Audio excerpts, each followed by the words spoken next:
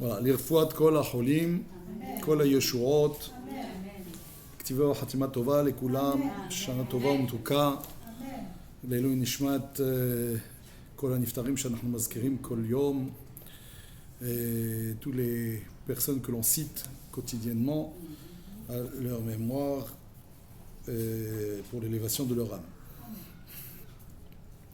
Et ce soir, c'est la Haskara justement des 11 mois de Betty Batia Frecha Bat Miriam. Ils le font à Hadera dans les 11 mois. Les 11 mois. C'est qui Betty Batia Atal. Betty Atal. Vous ne voyez pas qui c'est. C'est ce soir et à Hadera. Bien. Alors nous allons parler ce soir de Rosh Hashanah et Aseret Yemei Teshuvah, les 10 jours de pénitence et qui se finissent par le jour de Yom Kippour.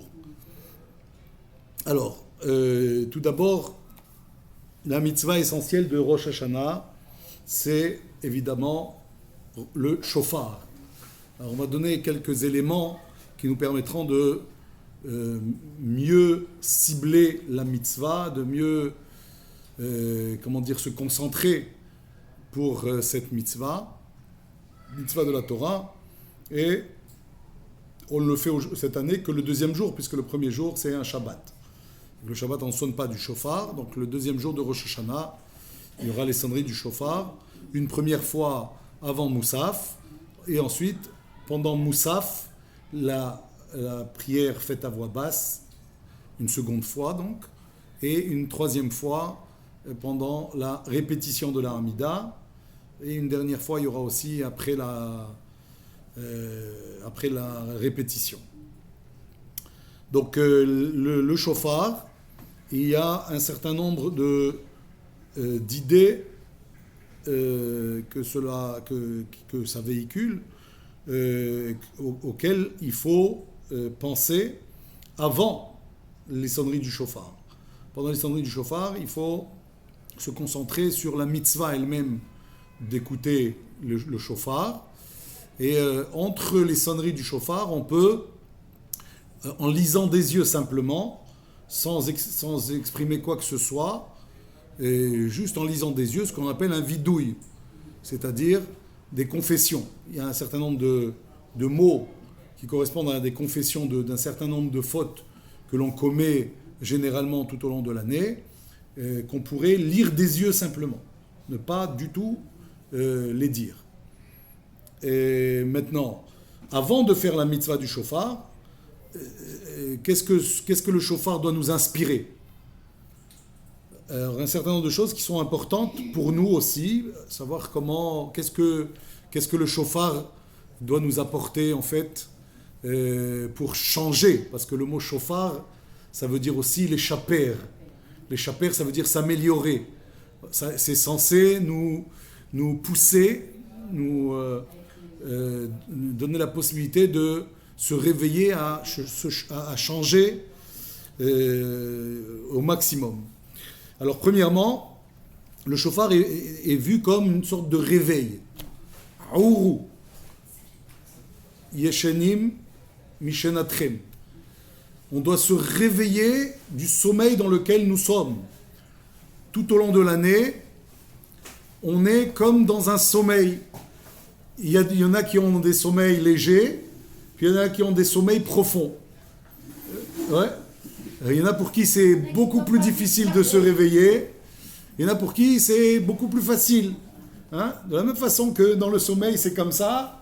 Dans le sommeil de l'année, où on a tendance malheureusement à s'endormir sur nos lauriers, comme on dit.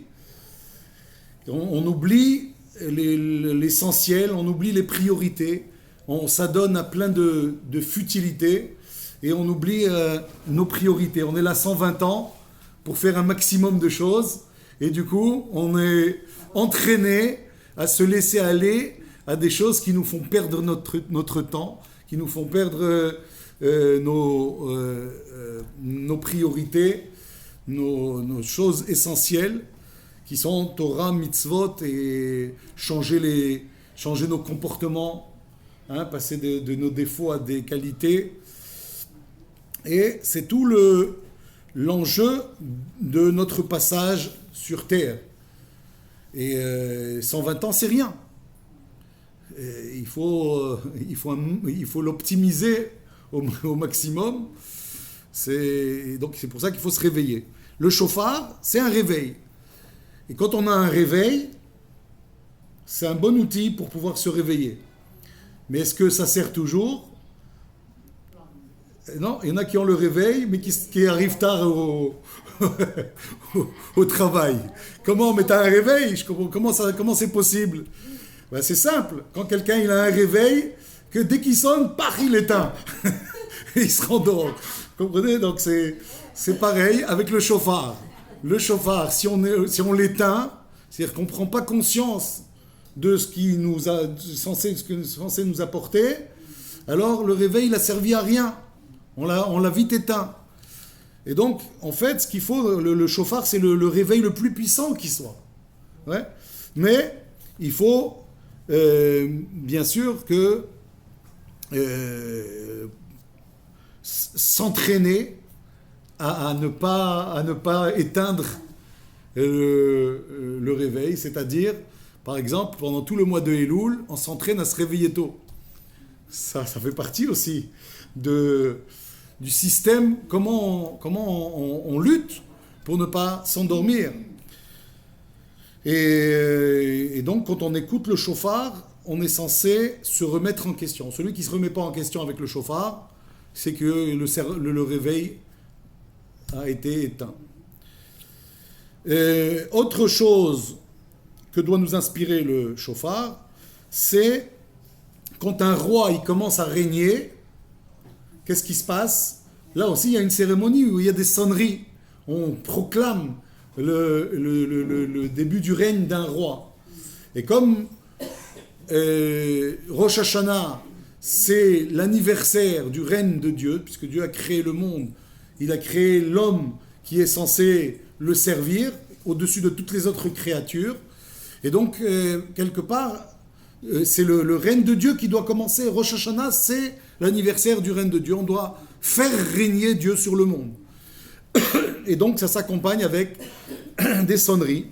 Ça fait partie, donc, le chauffard de ces éléments qu'il faut penser pour dire, moi aussi, je veux faire régner Dieu sur le monde. Comment ? En étant déjà soi-même respectueux de Torah et mitzvot, et en faisant en sorte que d'autres aussi soient influencés par notre conduite de tous les jours. Donc, quelque part, je me soumets avec le chauffard, je me soumets au règne de Dieu. Autre élément important du chauffard, c'est que ces sonneries, c'est les sonneries d'un départ du parcours du combattant. Il y a un parcours du combattant, c'est-à-dire pendant Aseret Yemei Teshuvah, pendant 10 jours, avec chrono, comme on dit, déjà, on doit comprendre que Rosh Hashanah, dès que Rosh Hashanah commence, on sonne pour nous dire, voilà, tu as 10 jours. Il faut en profiter un maximum, c'est le début. Ne te laisse pas influencer par « Ah oui, 10 jours, j'ai le temps ». On te sonne justement pour te faire comprendre que ça va aller très vite. Et tu as intérêt à te dépêcher de te prendre en main. Le parcours du combattant, ça commence avec Rosh Hashanah, Aseret Yemei Teshuvah. Et donc on n'a pas de temps à perdre. C'est ce qu'il faut penser quand on écoute le chauffard. Autre élément du chauffard, c'est ainsi qu'il y a eu dans le don de la Torah. Au moment du don de la Torah, il y a eu des sonneries du chauffard. C'est indiqué comme ça dans les versets. Et donc, quand on sonne le chauffard, ça doit nous rappeler Ma'amad Har Sinai, la cérémonie en présence de tout le peuple juif du don de la Torah, c'est-à-dire quand Dieu s'est dévoilé au peuple et a dit paroles. Anochi Hashem Elokecha, lo yeh lecha Elohim acherim, et on a demandé à Moshe de continuer à nous rapporter la suite.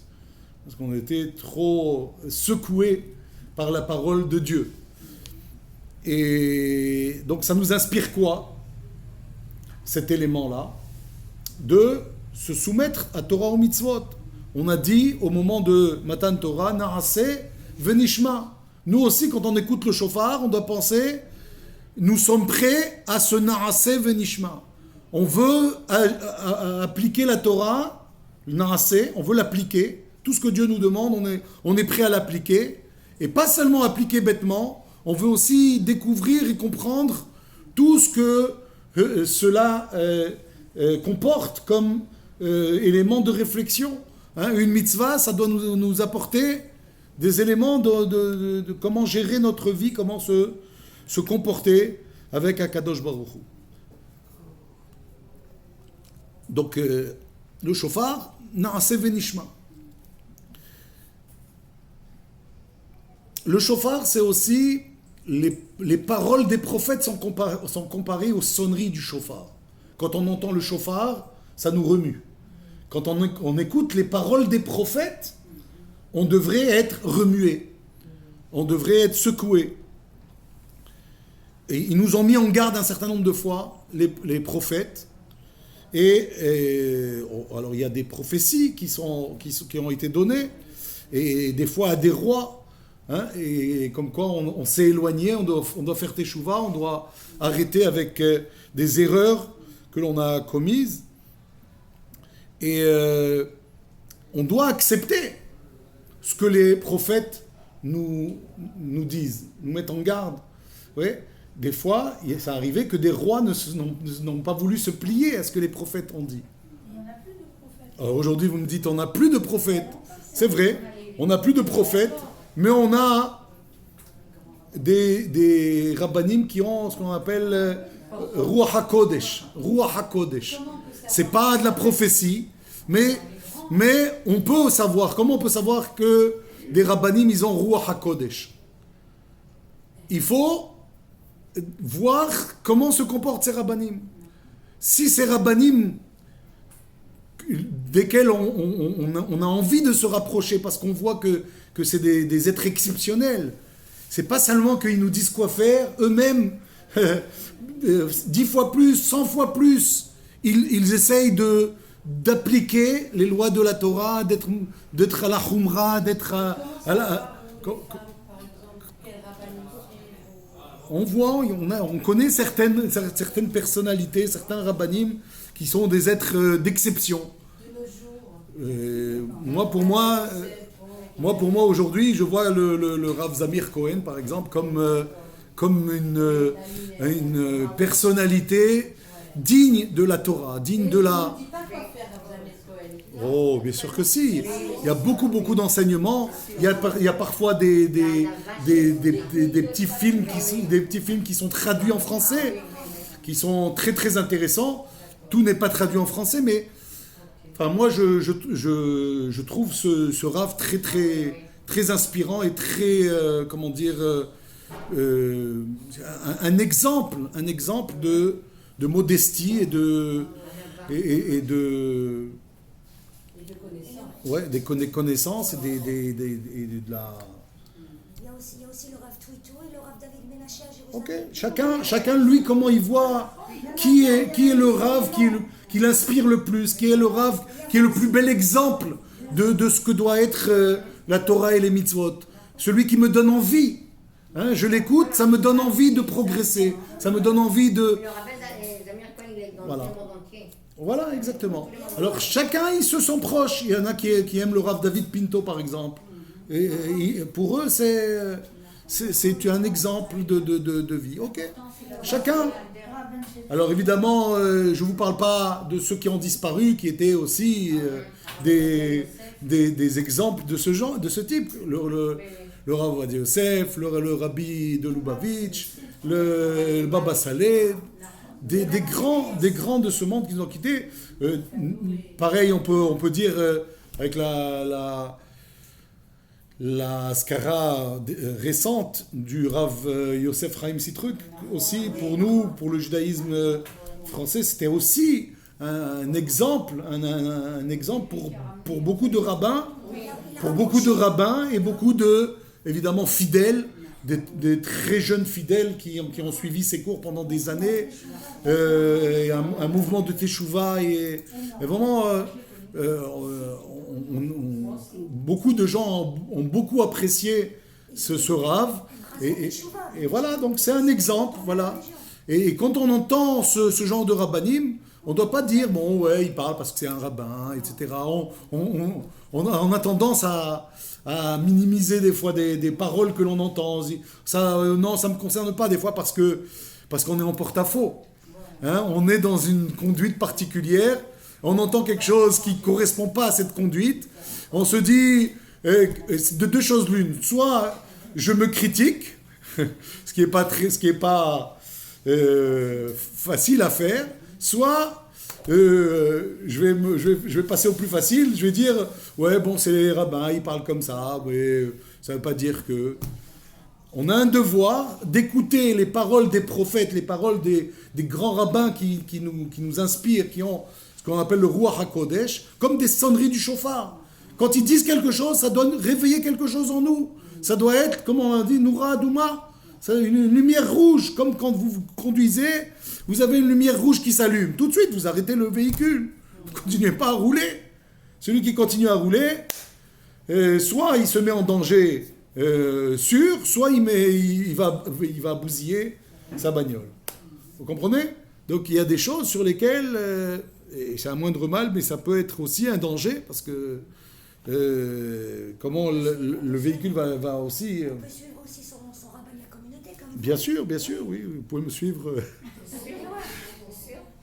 Il est disponible, il est là pour... Pourquoi pendant le mois de Elul, il n'y a plus d'ardoute, les gens, je vais faire manger cachère, je vais faire. Une fois que la fête finie, cette temps social n'est plus là. Exactement, voilà. C'est pour ça qu'il faut profiter de ce moment, qu'il soit le plus intense, parce qu'il en restera quelque chose. C'est vrai il va y avoir une déperdition à un moment donné. Avec le retour du train-train habituel, etc., on va en reperdre. On va reperdre. Mais si tu fais 50%, tu vas perdre 30%, il va te rester 20%. Si tu fais que 10%, il ne va plus rester grand-chose. Vous comprenez? Donc il faut donner un maximum au Aseret Yemei Teshuvah, parce que c'est ça qui va nous donner le punch pour assurer 6 mois dans l'année déjà. Très bien. Donc, comment? Ça commence avec Rosh Hashanah, donc ce vendredi soir, jusqu'à sortie de Kippour. C'est ça les Aseret Yemei Teshuvah, 10 jours en tout. Donc en fait, quand vous enlevez Rosh Hashanah et Kippour, il ne reste plus que 7 jours. Ça tombe bien, parce que 7 jours, ça correspond aux 7 jours de la semaine. Quoi que vous ayez fait pendant l'année, oui, tout ce que vous avez pu faire de mal, c'est nécessairement dans un de ces 7 jours de l'année. Soit un dimanche, soit un lundi, soit un mardi, mercredi, jeudi, vendredi, samedi, ou c'est tout.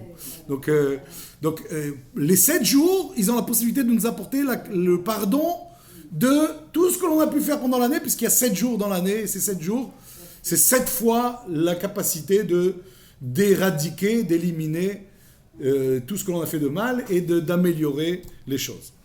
Donc les prophètes, il faut s'y plier. Les rabbanim que l'on sent, ça peut être aussi des gens qui ne sont pas des rabbanim, mais on les sent comme des gens qui ont Ruach HaKodesh, des gens très pieux, très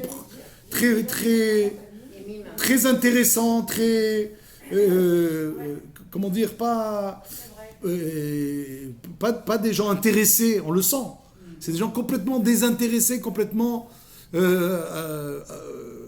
amoureux du peuple juif, amoureux de la Torah, amoureux de Dieu.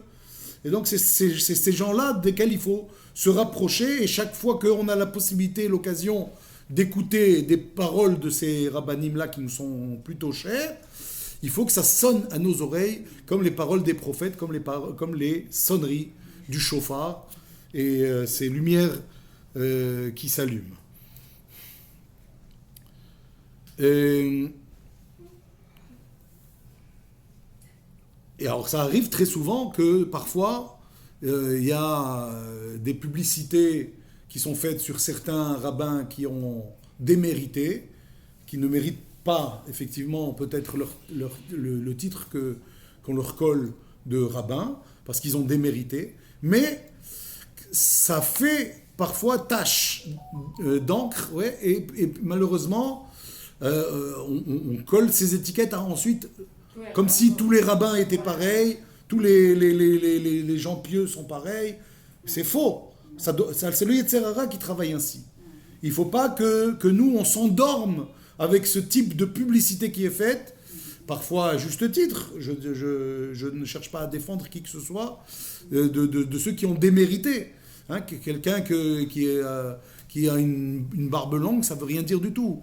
Hein, ça peut être un escroc ou quelqu'un qui profite ou qui a bien commencé puis qui s'est laissé entraîner parfois à des bassesses qui évidemment font reculer bien des gens, et c'est très mauvais, bien sûr.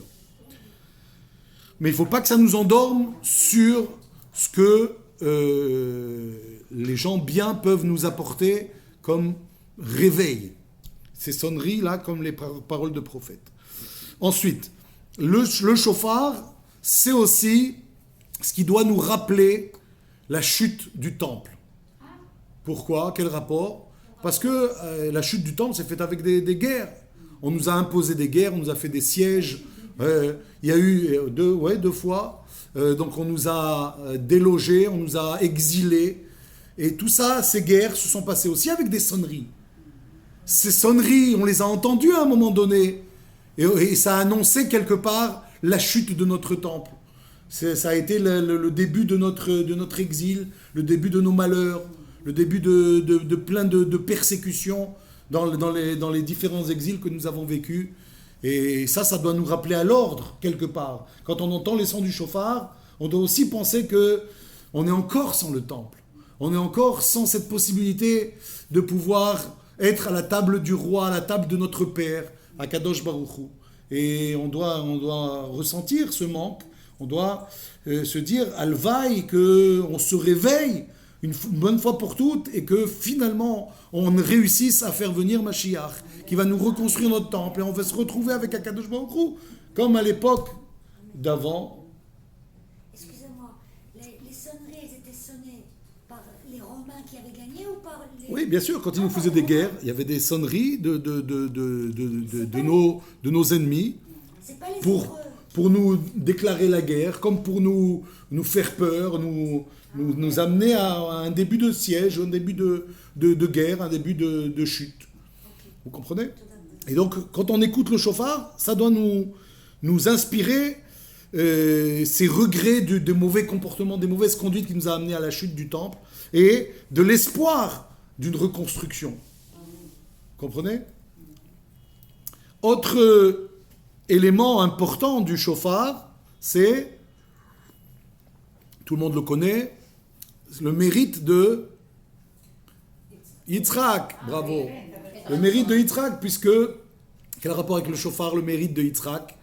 On a voulu l'apporter en sacrifice, et puis, comme ça n'a pas eu lieu parce que Dieu a empêché ce sacrifice, au final, et Dieu a donné une satisfaction à Abraham qui venait et s'est retrouvé à repartir bredouille. Plutôt que de repartir bredouille, Akadosh Baruch Hu lui a offert la possibilité d'offrir un sacrifice. Il a vu, en levant les yeux après l'interdiction de sacrifier Yitzhak, il a vu un bélier accroché à un buisson avec ses cornes. Les cornes accrochées au buisson, c'est justement ces cornes-là que l'on va utiliser pour rappeler le mérite de Yitzhak. Et alors, qu'est-ce que ça doit nous inspirer, ce mérite de Yitzhak ? D'abord, la docilité avec laquelle Yitzhak s'est complètement donné à ce sacrifice.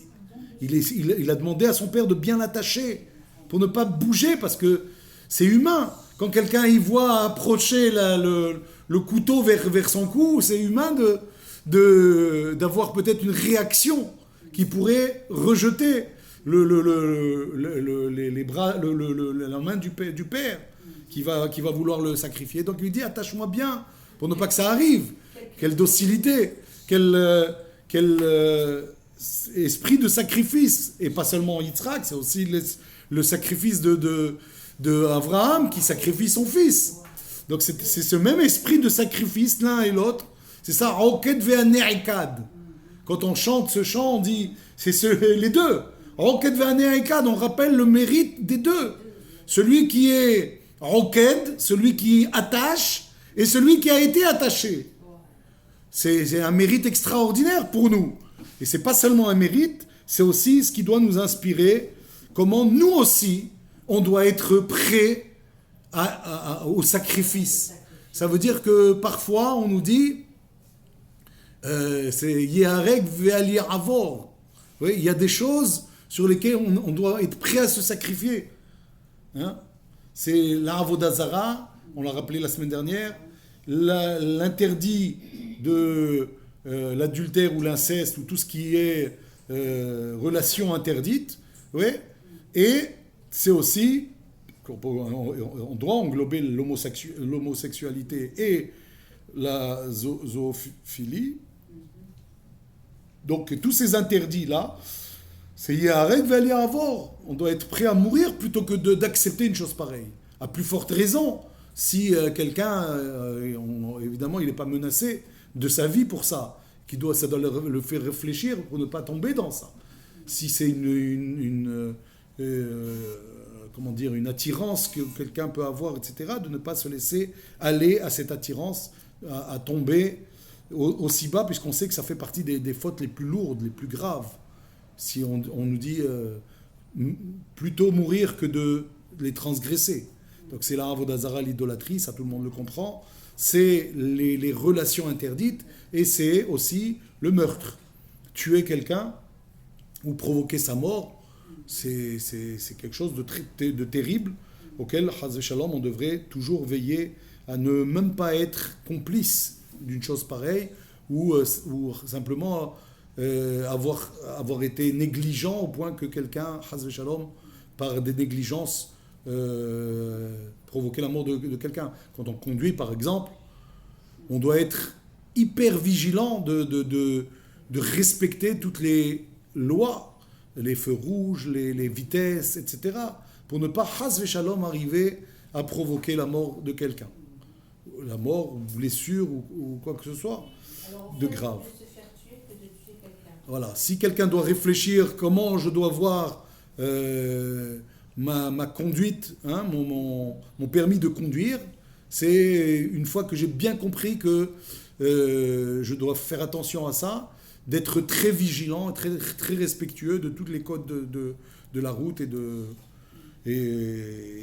tout ce que ça comporte. Donc être prêt au sacrifice, ça veut pas dire toujours des choses extrêmes comme on vient de citer.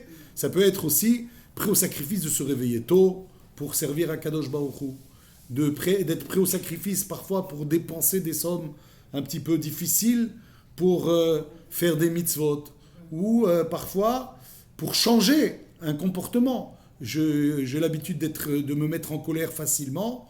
Ça va être un long travail, un travail de longue haleine pour changer ça. Hein, les gens ils disent, moi j'arrive pas à changer, c'est comme ça, c'est ma nature. J'ai été habitué comme ça pendant des années, comment tu veux me changer? C'est un travail de longue haleine, et parfois c'est un sacrifice. Il faut être prêt à ce sacrifice des fois. Donc c'est ça que ça doit nous inspirer le shofar. Et ensuite, on doit avoir aussi une certaine peur. Le shofar nous inspire une peur. Est-ce que c'est bien d'avoir peur? Si cette peur, c'est la peur qui est en fait un profond respect pour Akadosh Baruch Hu, c'est une bonne peur. Il peut y avoir des peurs qui ne sont pas, si belles que ça. Ouais. C'est des peurs du châtiment, c'est des peurs parce qu'on peut perdre quelque chose.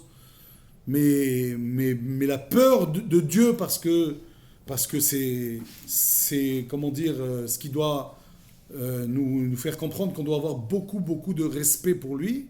C'est une bonne peur qui est parfois inspirée par le chauffard. Il y a un son caverneux qui est exceptionnel, qu'on retrouve nulle part ailleurs, qui doit nous inspirer cette peur.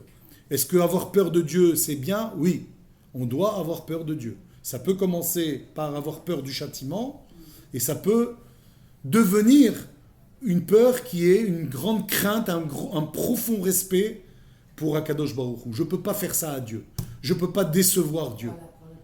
Si je cherche à ne pas le décevoir, ça s'appelle la peur aussi. La peur de décevoir. Le shofar, c'est aussi ce qui va être sonné pour le dernier jugement. Quand on finit notre vie, il y a ce qu'on appelle le dernier jugement. Il y a aussi le dernier jugement de la phase finale de la Géoula. Là aussi, on parle de Yitakar Beshofar Gadol. Il va y avoir un grand chauffard qui va sonner, et qui va retentir donc les sons du grand jugement. Akadosh Baruch Hu va finalement juger l'humanité.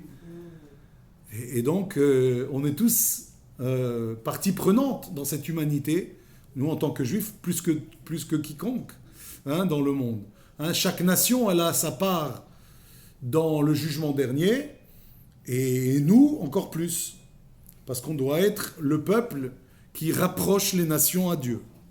D'ailleurs, le jugement du premier jour de Rosh Hashanah, c'est les nations, c'est ça? Oui. Et le deuxième jour, c'est Tous, toute l'humanité est jugée à Rosh Hashanah. On va voir tout à l'heure pourquoi c'est ainsi. Tous les pays du monde. Tous les pays du monde, toute l'humanité. D'accord. Et nous aussi, évidemment. C'est les Benamim, le deuxième jour. Alors, c'est la Géoula. Alors, autre élément, autre source d'inspiration du shofar, c'est que le retour des exilés va se passer avec du shofar. On va sonner aussi du shofar pour indiquer qu'il y a un retour des exilés. Tous les juifs du monde vont retourner ce qu'on appelle le kibbutz galouyot. Il va y avoir un shofar qui va sonner. Ce shofar, au moment où on sonne le shofar, on doit penser à ça aussi. Un jour, tous les juifs viendront. Un jour, tous les juifs seront sur tout Israël comme si on était à Jérusalem et que tous les projecteurs du monde seront sur les juifs de retour. Non, mais les projecteurs pour les rapprocher, parce que toutes les nations, cette fois c'est les beaux projecteurs pour nous dire, dites-nous quoi faire, dites-nous comment se rapprocher de Dieu, dites-nous comment amener la lumière, la paix et les bonnes choses dans ce monde. Ça aussi, Qui sonne le chauffard? c'est le shofar. Qui sonne le chauffard? Les Kohanim et les Lévim, ou tout le monde peut le faire? Quand on Euh, les accueille, je sais pas qui sonnera du shofar, mais peut-être, je sais pas. Bonne question. Qui sonnera du shofar à ce moment-là? Je sais pas. Peut-être les plus grands rabbins qui seront à la pointe de la Teshuvah, à la pointe du mouvement de la Teshuvah. Peut-être que c'est eux qui vont sonner le shofar. Encore un événement majeur de la Géoula qui est rappelé par le shofar, c'est quoi? La résurrection des morts. La résurrection des morts. Ouais, les morts vont se réveiller avec les sonneries du shofar. Et donc, quelque part, quand on sonne du shofar, on doit s'imaginer, avant de sonner le shofar, on doit s'imaginer qu'avec les sonneries du shofar, c'est comme ça que ça arrivera, la résurrection de tous nos morts. Tous ceux qui vont se relever, et que pour nous, ça sera un grand Kiddush Hashem, une grande sanctification du nom de Dieu, puisque Dieu a promis quelque chose qui se réalisera, et que avec les projecteurs qu'il y aura, comme on a dit tout à l'heure, ça va être beau, ça va être beau. On sera aux premières loges. Amen, amen. Le shofar, c'est aussi l'honneur d'Akadosh Baruch Hu. On sonne pour dire, voilà, c'est tout l'honneur que l'on doit à Akadosh Baruch Hu. C'est combien on peut, manifester de l'honneur à Akadosh Baruch Hu en sonnant du shofar. Et donc, chaque fois qu'on va sonner, on se dit, oh mon Dieu, je voudrais que ton honneur il soit le plus grand possible. J'avais une petite question. Oui.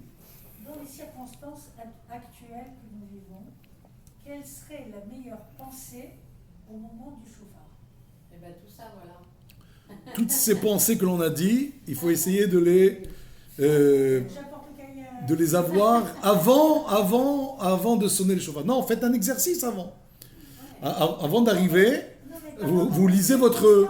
Actuelle qu'on vit. Est-ce qu'il y a quelque chose de particulier? Voilà, toutes ces choses-là, elles sont particulières et importantes à réaliser au moment, avant de sonner le shofar. On se prépare, mieux on se prépare, et plus grand va être ce moment, et plus intense va être ce moment, et c'est ça qui est important. Et ne pas parler. Il faut avoir Ne pas parler du début jusqu'à la fin, et se concentrer un maximum, penser au moment du shofar. Au moment du shofar, il faut penser, la chose particulière à laquelle il faut penser au moment du shofar, si c'était ça votre question, c'est un peu différent, c'est je suis en train d'accomplir la mitzvah d'écouter le shofar. C'est une mitzvah de la Torah d'écouter le shofar. C'est ça qu'il faut penser. Je suis en train d'accomplir cette mitzvah. Mais avant d'écouter le shofar, pensez à tout ça de façon à rendre ce moment le plus intense possible. Et enfin, il y a peut-être encore d'autres choses, mais c'est de ce que j'ai noté, la dernière chose, c'est comment inverser la vapeur grâce au shofar, de faire passer la midat ad-din à la midat ar-rahamim. Un peu comme le shofar qui passe d'un petit trou, un petit trou serré, et puis ensuite ça s'élargit vers quelque chose de beaucoup plus large. D'accord ? C'est ça grâce au shofar, on va faire en sorte que la justice qui doit se faire à Rosh Hashanah, elle va être la plus clémente possible, la plus miséricordieuse possible.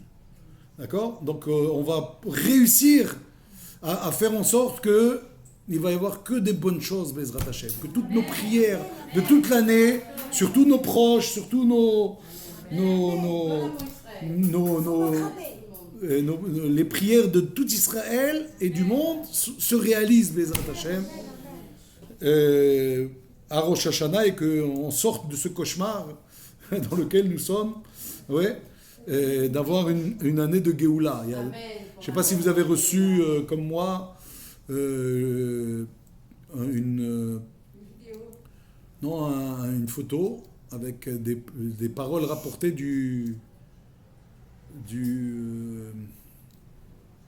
vidéo du rabbin.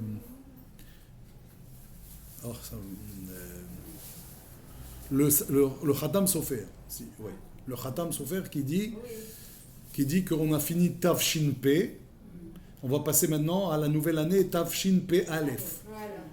Tavshin P Aleph, c'est 5781. On était en 5780. On va passer à 5781. En lettres, ça donne Tav, Shin, P, Aleph. C'est les mêmes lettres que Hashpot. Et il y a un passouk qui dit Mais Hashpot, Yarim, Evion. Que Akadosh Baruch Hu, Mais Hashpot, c'est-à-dire des poubelles, Yarim, Evion, il va sortir l'indigent. C'est-à-dire dans les poubelles dans lesquelles nous sommes, Mais Hashpot, Yarim, Evion, il va nous relever. On n'a jamais vu une situation plus catastrophique que celle-là. On ne s'est jamais attendu à une situation aussi difficile mondialement. Et on a l'impression que c'est vraiment quelque chose qui nous a secoués à tous. Donc de là, Akadosh Baruch Hu va nous le relever. Donc Yarim Evion, c'est un peu aussi la situation dans laquelle tout juif devrait se ressentir à Rosh Hashanah. À quoi on doit ressembler à Rosh Hashanah ?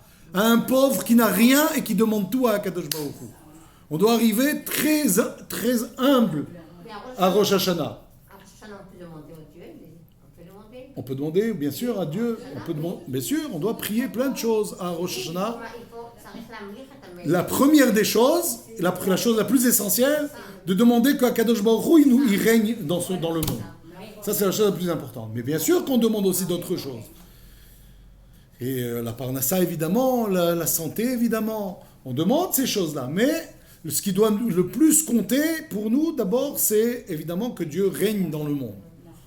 C'est dans nos prières, essentiellement. Donc, Yarim et Vion, plus on viendra humble à Rosh Hashanah, avec des prières véritables comme celles d'un pauvre, c'est quoi un pauvre? Il n'a vraiment rien. Il s'adresse aux riches, il demande s'il te plaît, mais donne-moi quelque chose, j'ai besoin de ci, j'ai besoin de ça, si tu peux me donner.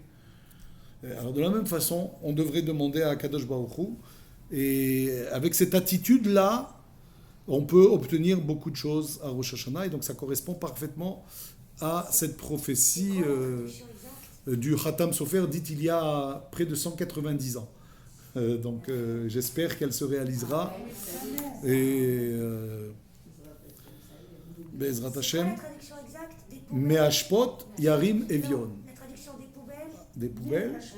Je vous sens Ashpa c'est une poubelle, d'accord? ça. Me'ashpot, Yarim et Vion. Et Vion, Je vous lève. Yarim, il soulève, il relève.